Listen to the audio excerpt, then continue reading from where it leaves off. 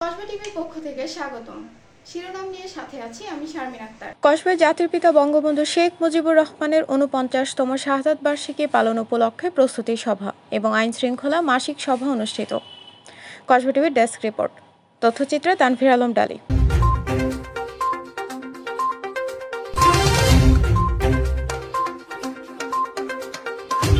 এবারে জানিয়ে দিচ্ছি বিস্তারিত। জাতির পিতা বঙ্গবন্ধু শেখ মুজিবুর রহমানের ৪৯তম শাহাদাত বার্ষিকী ও জাতীয় শোক দিবস ২০২৪ পালন উপলক্ষে প্রস্তুতি সভা অনুষ্ঠিত হয়েছে।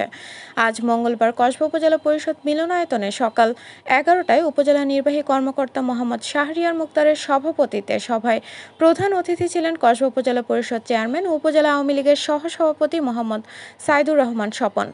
বিশেষ অতিথি ছিলেন কসবা পৌরসভা মেয়র গোলাম হাক্কানি, উপজেলা পরিষদ ভাইস চেয়ারম্যান মোহাম্মদ শফিকুল ইসলাম, উপজেলা পরিষদ মহিলা ভাইস চেয়ারম্যান সাদিয়া সুলতানা সুপ্রিয়া, কসবা উপজেলা সহকারী কমিশনার ভূমি গোলাম সারোয়ার, কসবা থানা অফিসার ইনচার্জ মোহাম্মদ রাজু আহমেদ, কসবা উপজেলা স্বাস্থ্য পরিবার ও পরিকল্পনা কর্মকর্তা ডাক্তার মোহাম্মদ নিজামুদ্দিন সহ প্রমুখ। এ সময় বীর মুক্তিযোদ্ধা, জনপ্রতিনিধি, সাংবাদিক, শিক্ষক, ইমাম সহ প্রমুখ উপস্থিত ছিলেন। পরিশেষে মাসিক আইন শৃঙ্খলা সভা অনুষ্ঠিত হয়। এতে বক্তব্য রাখেন বীর মুক্তিযোদ্ধা শফিকুল ইসলাম ভূঁইয়া রঙ্গু, কসবা উপজেলা প্রেস ক্লাবের সভাপতি খম হারুনুর রশিদ ডালি, কসবা পশ্চিম ইউনিয়ন পরিষদ চেয়ারম্যান সাইদুর রহমান মানিক, গোপীনাথপুর ইউনিয়ন পরিষদ চেয়ারম্যান মোহাম্মদ মিজানুর রহমান, বিনাউটি ইউনিয়ন পরিষদ চেয়ারম্যান নাজমুল আলম বেদন সহ জনপ্রতিনিধি এবং আইন শৃঙ্খলা কমিটির সদস্যরা। জামাত, শিবির, বিএনপির অগ্নি সন্ত্রাসে নিহত শিক্ষার্থী সহ আইন শৃঙ্খলা বাহিনীর সদস্যদের মৃত্যুতে কালো ব্যাজ ধারণ সহ তাদের আত্মার শান্তি কামনায় উপজেলা প্রশাসনের উদ্যোগে বিশেষ দোয়া অনুষ্ঠিত হয়।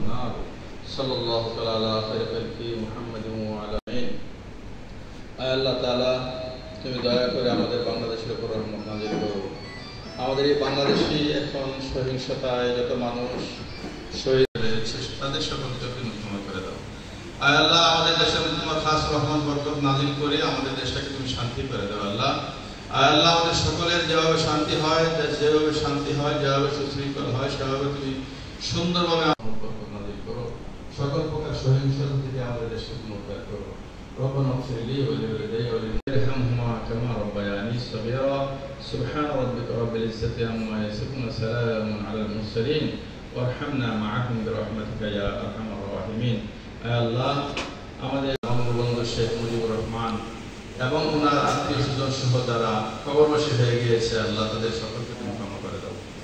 আল্লাহ, আমাদের এই মন্ত্রী মহোদয়ের আব্বাজান, আমাদের এই যারা গার্জিয়ান ছিলেন আমাদের অত্র এলাকায় এই উপজেলার মধ্যে, আল্লাহ যারা কবরবাসী হয়েছে সকলকে তুমি ক্ষমা করে দাও। আল্লাহ, সকলকে জান্নাতবাসী করে দাও। সুবহান রাব্বিকা রব্বিল ইজ্জাতি আম্মা ইয়াসিফুন ওয়া সালামুন আলাল মুরসালিন ওয়ালহামদুলিল্লাহি রাব্বিল আলামিন বিরহমাতিকা ইয়া আরহামার রাহিমিন। কসবাবাসী আমরা যারা আছি আমরা অনেক গর্বিত যে আমাদের সন্তান, আমাদের অভিভাবক এই জাতীয় এই দুর্দিনে জাতির যে কাজ উনি সুচারুভাবে পালন করেছেন, তার জন্য আমরা সকলের পক্ষ থেকে ওনাকে অভিবাদন জানাই।